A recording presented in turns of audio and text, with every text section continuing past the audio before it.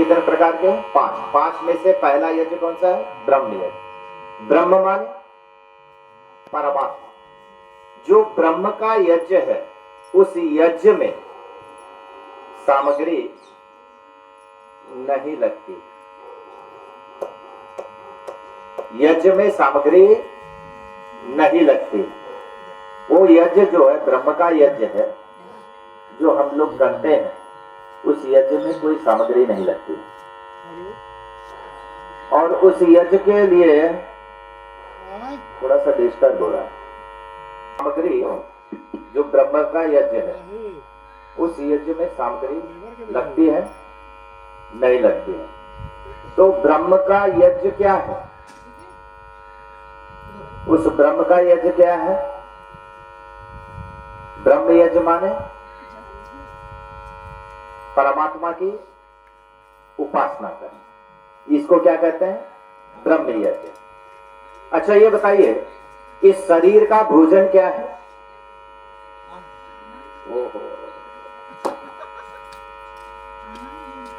यजमान महोदय लोगों से ही पूछ रहा हूं, पता होना चाहिए।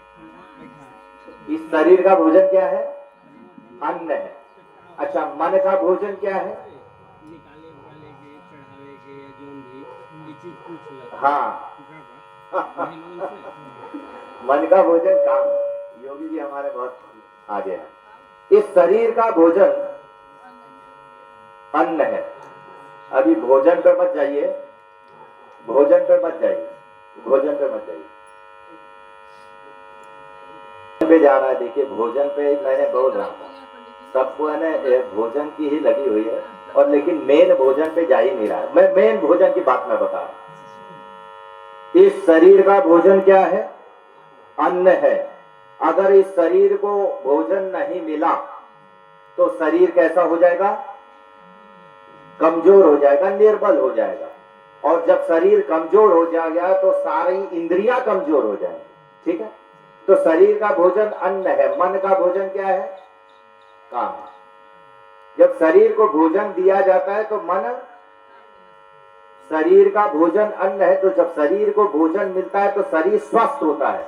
तो स्वस्थ शरीर में स्वस्थ बुद्धि का निर्माण होता है, और निर्बल शरीर में निर्बल बुद्धि का निर्माण होगा। तो शरीर का भोजन अन्न है। मन का भोजन क्या है? काम।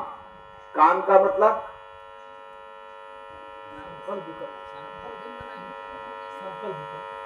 काम का मतलब होता है कि मन का भोजन काम है। वो काम करता रहता है, वो संकल्प और विकल्प हर कार्य को सोचता है कि करूं कि ना करूं। ये क्या हो गया? करो तो ये संकल्प है, न करो ये विकल्प हो गया। क्या हो गया? ये संकल्प विकल्प करता रहता है। संकल्प विकल्प आत्मकः मना। ये संकल्प और विकल्प करने वाला मन है। तो मन का भोजन काम है। तो बुद्धि का भोजन क्या है? बुद्धि का भोजन धर्म, ज्ञान। बुद्धि का भोजन ज्ञान, धर्म है। अगर बुद्धि को भोजन नहीं दिया गया तो बुद्धि जड़ हो जाएगी। क्या हो जाएगी? जड़ हो जाएगी। अब प्रश्न आता है कि आत्मा का भोजन क्या है? प्रश्न आता है आत्मा का भोजन क्या है? भजन ऐसे ही नहीं बोल दिया जाएगा। हम ऐसे नहीं मानेंगे जब ऐसे ही है। आत्मा का भोजन क्या है? नहीं मालूम है। अगर जिसको मालूम हो वो एक हाथ ऊंचा करेगा, और जिसको नहीं मालूम है दोनों हाथ ऊंचा कर दे। नहीं मालूम, ठीक है। तो मैं बता रहा हूं, आत्मा का भोजन है। उपनिषद का एक श्लोक है, ओम अहमन्यस्य अहमन्यस्य अहमन्नम। हे मनुष्य, तू अपार दौलत।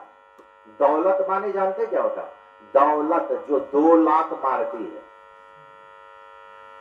आगे से भी पीछे से भी। जो इसके पास ज्यादा भी दौलत आ जाता है वो 2 लाख मार देती है, कभी भाग भी जाती है। तो दौलत यानी धन। जो धन, तू अपार धन को इकट्ठा कर ले, अपार धन को इकट्ठा कर ले, लेकिन तुझे सुख उसमें नहीं है। अहमन्यस्य, अह माने मैं, अन्नस्य मैं ही तेरा अन्न हूं। परमात्मा कहता है मैं ही तेरा भोजन हूं, तू मुझे ही प्राप्त करके सुखी रह सकता है, अन्यथा नहीं रह सकता। अगर ये बताइए धन में सुख होता तो आपने भर्तृहरि का नाम सुना है? भर्तृहरि सुना है? जो चुनार की गुफा में, यहीं पे चुनार है आपके ही बगल में है, चुनार की गुफा में बैठ करके उन्होंने तप किया, जबकि उनके पास राजशाही थे, राजपाट था, बहुत कुछ धन दौलत था, लेकिन उस धन को उन्होंने त्याग दिया। क्यों त्यागा? क्योंकि त्यागने का मतलब था कि तृष्णा, त्यागने का मतलब था कि स्वार्थ, जो मैं जिसके प्रति आकर्षित हो रहा हूं वो दूसरे के प्रति आकर्षित हो रहा है, ये तो सारा स्वार्थ बस हो गया है। उसको उन्होंने क्या किया? त्याग दिया। और त्यागने के बाद क्या किया? चुनार की गुफा में जाकर के तप किया। उन्होंने एक पुस्तक लिखी जिसका नाम क्या था? उस पुस्तक का नाम क्या था? वैराग्य शतकम। क्या लिखा? वैराग्य शतकम। और उस पुस्तक में उन्होंने लिख दिया ये शान्न विद्या न तपो न दानम। कितना सुंदर लिखा, येषान्न विद्या न तपो न दानम ज्ञानम न शीलम न गुणो न धर्म तेमर्थ लोके भूवि भार भूता मनुष्य रूपेण मृगाश्चरन्ति। येषान्न विद्या, जिसमें विद्या न हो, येषान्न विद्या न तपो न दानम, जिसमें तप न हो न दान हो, जिसमें विद्या ना हो। अच्छा विद्या क्या है और अविद्या क्या है? विद्या किसको कहेंगे और अविद्या किसको कहेंगे?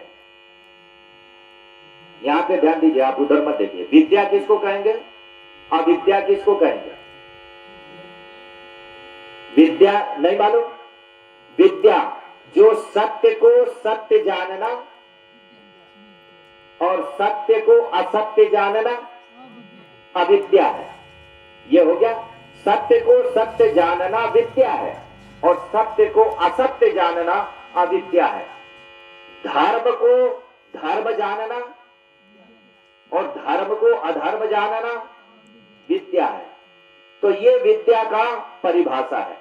विद्यां च यस्तद्वेदो भयं तीर्थवा विद्यामृतमश्नुते अविद्यामृतमश्नुते।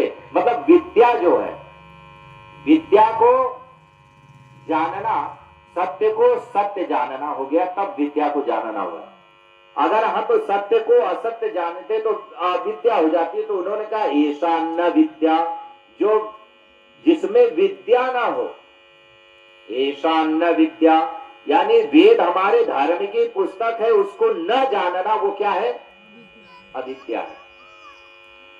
मनुष्य जड़ को जड़ जानना, बोलिए जल्दी बोलिए, विद्या है। और जड़ को चेतन जानना, बस यही बात है। श्रेष्ठ, सबसे श्रेष्ठ व्यक्ति कौन है?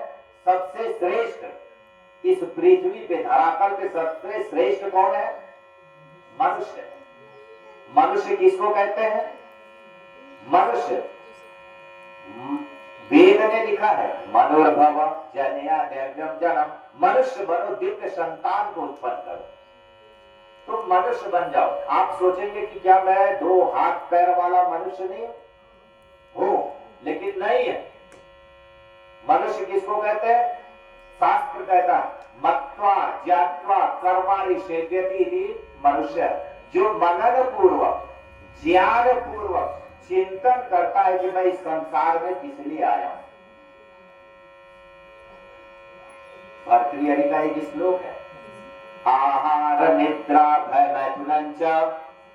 क्या सुंदर लिखा है, बहुत सुंदर है, पढ़िएगा। आहार निद्रा भय मैथुनं च समानेन मेतत् पशुभिर्नराणाम् धर्मो एकेषाम् अधिको विशेषः धर्मेण हीना पशुभिः समाना। जो धर्म की परिभाषा और धर्म का लक्षण मैं बता देता हूं। धर्म की परिभाषा है, चाणक्य ने लिखा है, धारणा धर्म मिथ्याहु, जो नित्य चीज जो नित्य धारण करने वाली वस्तु है उस चीज को धारण